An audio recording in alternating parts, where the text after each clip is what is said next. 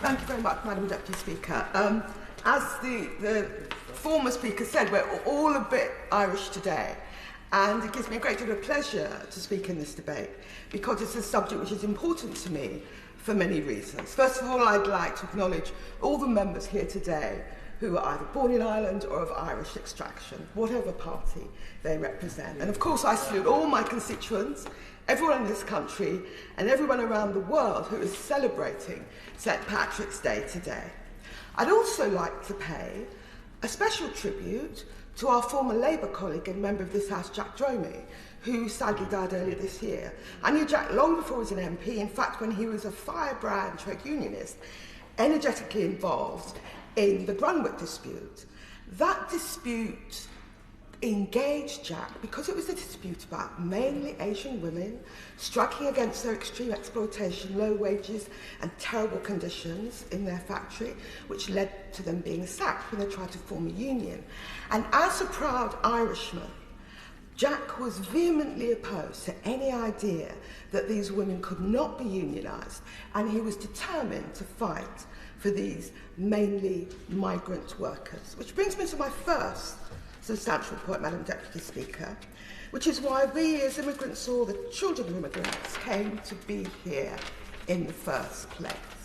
Because, of course, we are all of us descendants of the children of empire.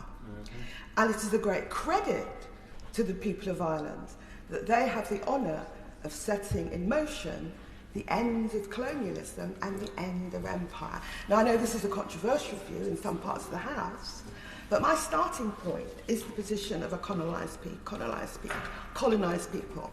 My concern is not for nostalgia and relics of the past, but the truth is, Madam Deputy Speaker, that the people of India are only now recovering their former wealth and place in the world after the Raj. The people of China are recovering from having been effectively carved up by foreign powers. And in Ireland, which now has a greater per capita GDP than the Irish Republic, or the people of Ireland, a greater per capita GDP than this country, yet before independence, all of these countries lived in abject poverty. And I say that not to disparage anyone, but it confirms my view that no people can prosper while they are not free. In the approximately 100 years of British rule in India, the population fell substantially. We know that the Irish fared even worse. So, all around the world, there's a special place of pride reserved for the Irish who began the end of empires. And there's a certain pride and a certain outlook that is conferred on many Irish people, or people of Irish descent, as a result. And here, Madam Deputy Speaker, I'd like to convey my own personal experience of growing up in a part of London, in West London, not too far from Jack Dromey, Kilburn, which had, when I was a child, a very large Irish community. When others migrated to this country, they came from the east and they settled in the East End of London. But the Irish, and to a great degree the West Indians in the 50s, they came to West London.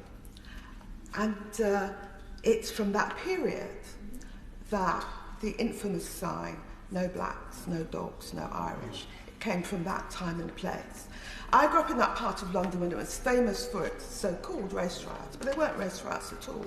They were rampages by white racist gangs and fascists. One even called itself the White Defence League, showing they were continuing to play the same old tired songs.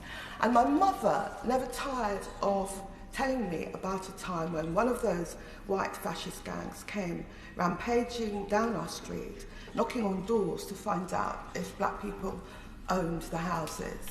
In our house, which was in Paddington, although it was a three-storey house, we only lived in one room. The rest of the house was occupied by tenants. That's how my parents could afford to pay the mortgage. And in the basement was an Irish family headed by my Uncle Jimmy. And the white racists were going up the street, knocking on doors, And Uncle Jimmy, who thought the world of me, he adored me. I was a little baby, and my mother used to give me breakfast, and then she'd take me down to Uncle Jimmy's, and he'd give me another breakfast.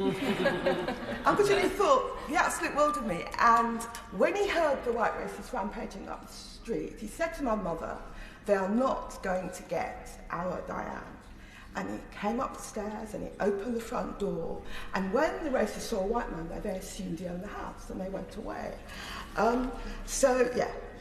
I suppose the pride and self-confidence that comes from slaying colonialism works its way down to the individual level. So even those rampaging white racists and white supremacists cannot frighten you. And I will, of course, always be grateful to my Uncle Jimmy. For 20 years before 1998, as some members have referred to, there was known as the Troubles. To some of us observing it at the time, it felt like low-level warfare. And I think the participants on all sides regarded it in the same way too. One of the features of war in general, there's hardly ever a participant who looks back on it fondly. There is always regret and sorrow. And I think that regret is true of the vast majority of the combatants in the Troubles on every side, whether they were loyalists, whether they were Republicans, or whether they were part of the forces of the state. And one of the reasons it took so long to get to the Good Friday Agreement in 1988 was the way the conflict was portrayed, including Britain's own role in it. Many argue that there's a refusal to understand the Unionist population and their feelings, a denial of Britain's role, and a determination to demonise rather than understand Irish republicanism. Well, they've come a long way. Irish Republicans like Gerry Adams and his departed comrade Martin McGuinness have both been invited to number 10 many more times than most members of this House. And there's a reason for that, and people may not like it, but Irish republicanism represents an ideal that harks back at least to the 18th century, based on ideas of anti-feudalism and full national democracy. It was conditioned by the partial defeat of empire 100 years ago and transformed by the emergence of the civil rights movement.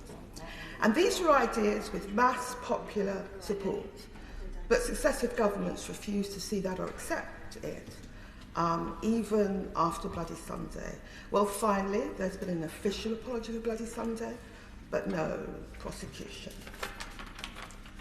So, as we, in this debate, celebrate St. Patrick's Day, I want to express my concern about the dangers to the Northern Ireland Protocol by current political debate. It is as if some people have learnt nothing and determined to repeat their own mistakes. Well, this time it is different.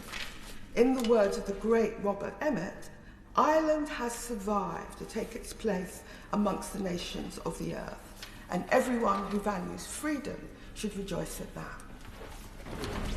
Dave Dugan.